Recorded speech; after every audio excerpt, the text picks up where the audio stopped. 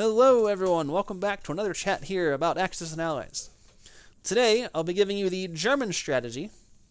And so first off, we will start with some opening considerations. First, while the Allies, and especially what the US does, will force your hand on many things, you and Japan should decide a couple of things up front. The Axis usually tries to kill Russia first, so confirm that. If you want to, say, go for America first, or something crazy, talk about that too. But either way, you should kind of be on the same page of your general strategy.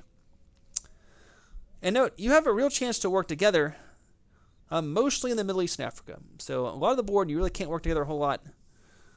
But over here, you have a chance to talk about what are some ways you can work together. Quite often, Japan backing you up. That'd be great if you can kind of jointly take some of this, wipe the British out very quickly, and take all those IPCs. But talk about that. And then note, too, depending on what America does, that's really going to force your hand.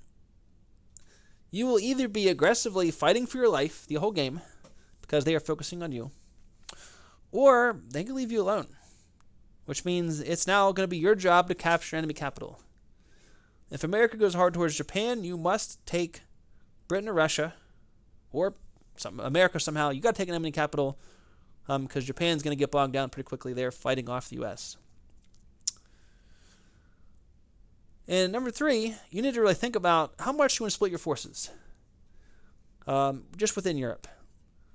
Do you want to abandon the Western Front and just send everyone towards Russia?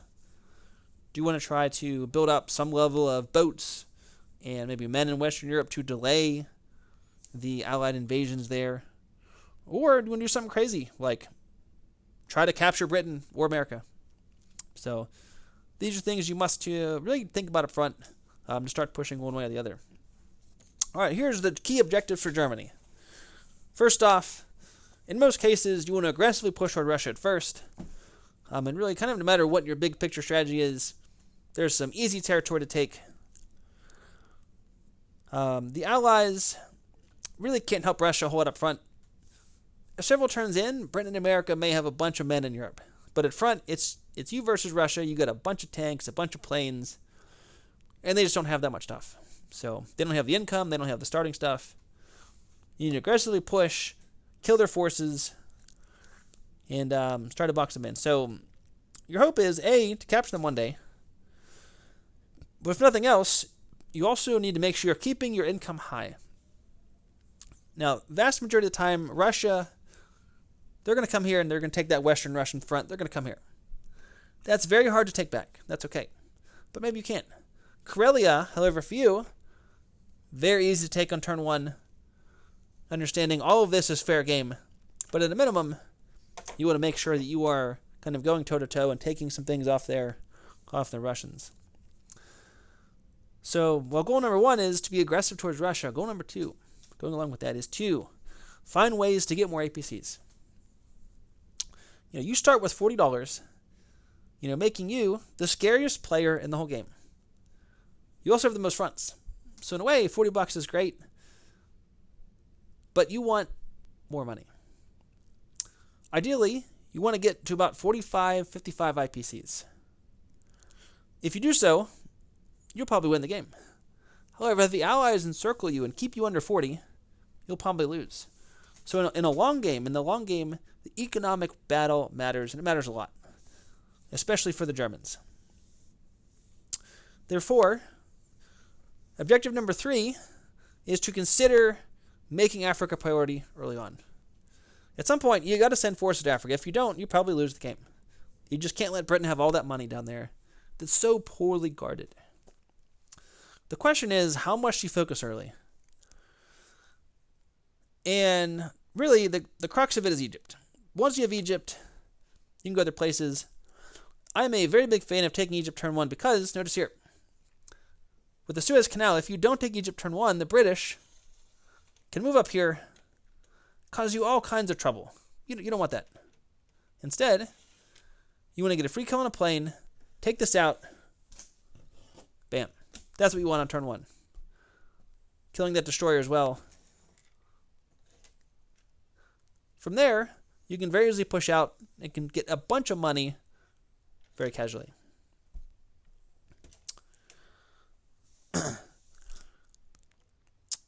Now that being said, another key objective is up north. Consider building your fleet in the Baltic Sea. Notice I'm often saying considering because Germany, you have so many fronts, you can't fight everybody everywhere. You gotta at times make some choices strategically who to fight, who to ignore. But you gotta consider up front building an aircraft carrier on turn 1,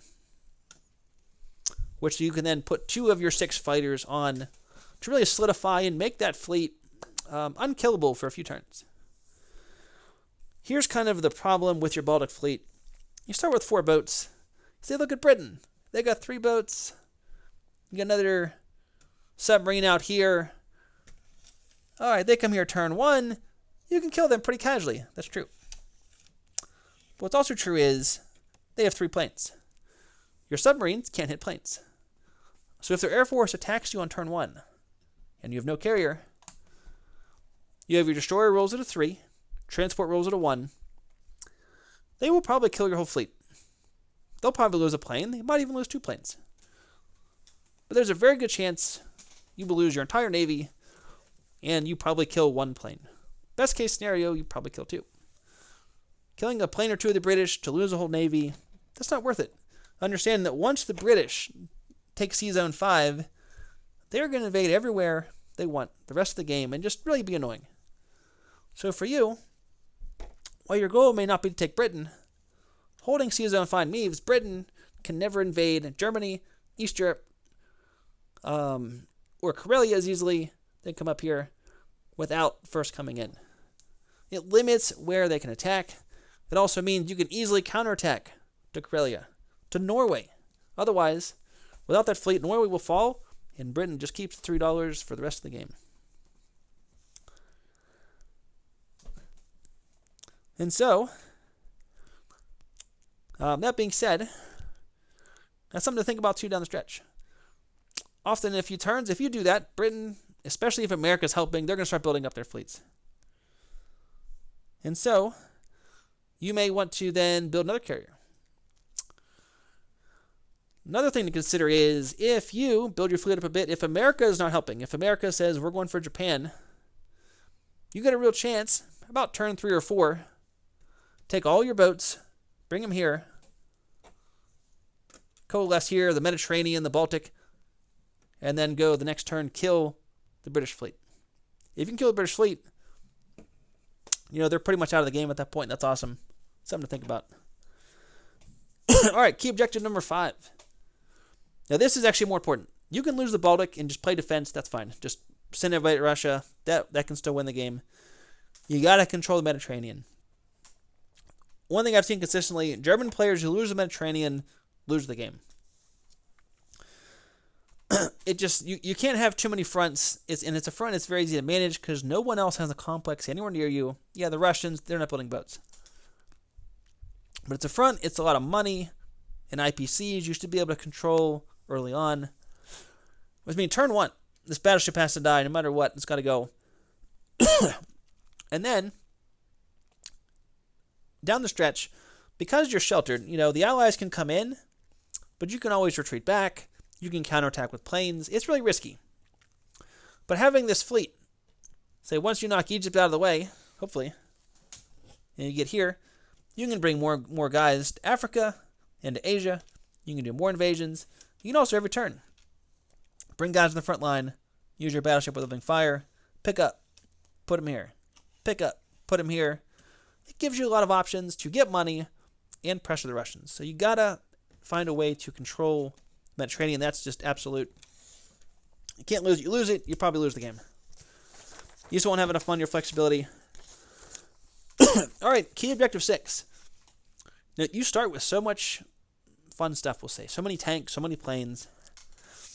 And you have a lot of money, so you can potentially build a lot more. But you want to do your best to protect them. Especially the initial tanks and planes.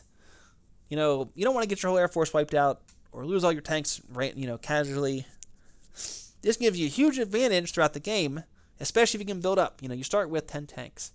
Maybe build several more. Maybe get to 15, 20. You start with 7 planes. Maybe get to 10, 12 planes.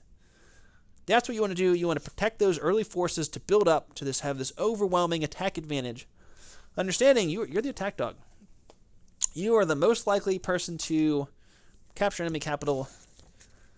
And so you need to make sure you have attack units available to do so. Also, if everyone's gunning for you, at some point, you're going to have a large force somewhere in Europe from the British and the Americans that you just got to attack and kill. And so you need to save those pricey attack units for later in the game. Lastly, one of your key goals has to be taking the Caucasus. So taking Russia is great, but typically to do so, taking the Caucasus allows you to do that. Once you have the Caucasus, if you can hold for one turn, you can now build 4 men there. You can use your Mediterranean fleet, get 2 more guys up there. The Japanese possibly can help you reinforce. And Russia will have very little money and very quickly be surrounded and lose the game. Conversely, if the Japanese take the Caucasus, that's great too. Help them out. Make sure you send some reinforcements. If it's kind of dicey, send your planes. Make sure they get to hold it for a turn, and then can produce the men there with the complex to then ultimately take the Russians. If you take the Caucasus, Russia will fall. And so sometimes Russia leaves itself open. That's great too. But typically speaking, that's your first goal, to get Russia to fall, is Caucasus first, and then take the motherland second. All right, guys, hope you enjoyed this video. And as always, enjoy playing Axis and Allies.